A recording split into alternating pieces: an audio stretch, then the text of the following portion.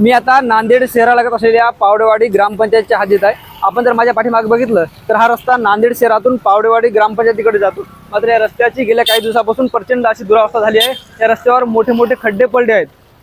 शहरालगतची मोठी ग्रामपंचायत म्हणून पावडेवाडी गावाची ओळख आहे. असं असलं तरी या रस्त्याची गेल्या काही दिवसापासून झालेली दुरावस्था प्रशासनाकडून जे आहे ते दुर्लक्षित होत आहे.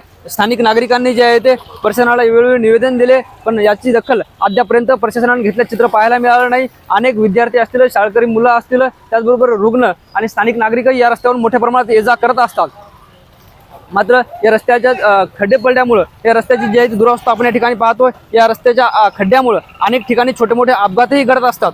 तिथं आंदोलन करणारे राजकीय पक्ष, सामाजिक संघटना याकडे लक्ष देतील का, असाही प्रश्न जे आहे या नागरिकांना पडलाय. एकंदरीत जो आहे तो हा रस्ता तात्काळ दुरुस्त करण्यात यावा, या रस्त्यात जे आहे ते काँक्रिटीकरण करण्यात यावं, अशी मागणी येथील नागरिकांकडून होताना आपल्याला पाहायला मिळते. आता प्रशासन याची दखल घेणार का, हेही पाहणं महत्त्वाचं ठरणार आहे.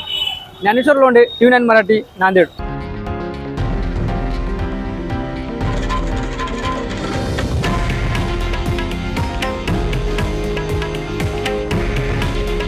हे आहे देशातील नंबर 1 न्यूज नेटवर्क आणि आपण पाहत आहात TV9 मराठी. काळजी तुमची, हित महाराष्ट्राचं.